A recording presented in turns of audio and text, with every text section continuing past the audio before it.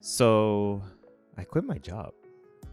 What the hell? Hey, developers, I've got some life updates for you. And what a crazy time to be alive. I quit my job during COVID. And I personally have a hard time sharing my life story, and a lot of my videos revolve around just giving tips and tricks to help aspiring developers break into this space. But I do have to acknowledge that now I do actually have an audience and I do have people watching my channel. And I'm sure as much as you enjoy my advice, maybe you'd be a little bit curious about my life updates, right? Nope. But hey, did you like and subscribe yet? Because if you are interested in tech and coding and breaking into this space, I highly encourage you to like and subscribe to this channel so you can stay up to date whenever I post. So before I tell you why I left my company, I want to let you know why I stayed at my company as long as I did. And if you didn't know, I stayed at my company and worked as a full-time software developer for about 5 years. In software developer land, that's a super long time. And I'm kind of shocked myself that I stayed as long as I did. In case you didn't know, this was my second job coming out of a boot camp. So I had about a year experience prior. I can honestly say that staying at my company as long as I did really benefited me and my career for the long term. My CTO was awesome. He gave me a lot of opportunities to spearhead a bunch of projects.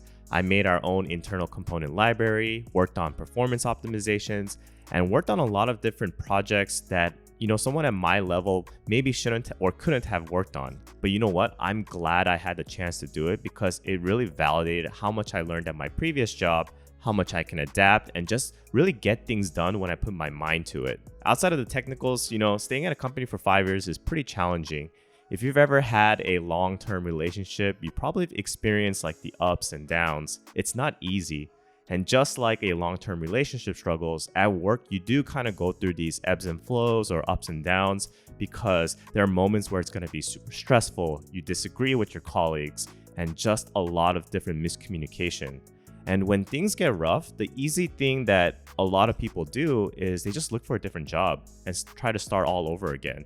And that might be fine for most people, but for me, I found a lot of value staying at a company when things get rough. I learned how to deal with different types of people when I'm stressed, figuring out ways to deal with conflict resolutions, and overall, I feel like I learned a lot about myself during those rough times. Beyond the technicals, I feel like I've leveled up as a person. I learned a lot about humility, empathy, and in general, just overall, how do I be a better person to the people around me? Also, crazy fact is when you work at a company for 5 years, your coworkers become your friends. So I met a lot of great people. Originally, my mentality was these coworkers will never be my friends. These coworkers will never be people I would hang out after work. But in some ways, I definitely got comfortable and I was looking forward to meeting these people on a daily basis. I told you why I stayed at my company as long as I have. Now the real question is, why did I quit? Why did I quit? Why did I quit? Why did I quit? Well, 5 years is a long time, let's be honest. And a lot of things that kept me at my job was being able to challenge myself. I watched the startup grow from like 12 to 300 employees as an employee, not a founder, not a co-founder, but as an employee, being able to see that growth is pretty rare. And there were just so many opportunities for me. But personally for me, I reached a plateau. I was itching for new opportunities, potentially management. I wasn't really learning anything new, so unfortunately, when a startup is growing quickly, it might not always align with your personal goals. And to be honest, I was probably getting a bit complacent at my job. When that happened, I justified it by telling myself, look, I worked really, really hard to get to where I am. I was always feeling like I was drowning and I couldn't really breathe. For once in my life, I can just stand up and just breathe and relax.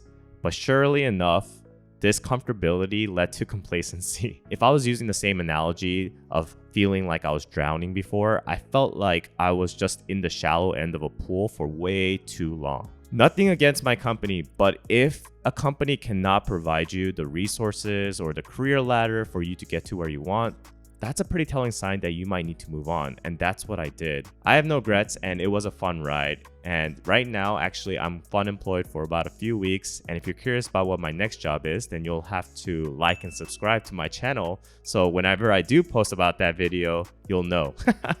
Sorry, I had to just plug that in. Anyways, I hope you guys enjoyed this life update. I'm going to try to do a little bit more of these as well so that you could get to know who I am as a content creator, a software developer, and things like that. Lastly, I just want to say I appreciate all my subscribers and all the people that are just watching my videos. If you are curious or itching to join a community, I created a Discord channel for people to just talk about anything, but a lot of it does revolve around software development. So if that's of your interest, feel free to join my Discord community and the link is in the description below. Keep building developers and Tech Rally out.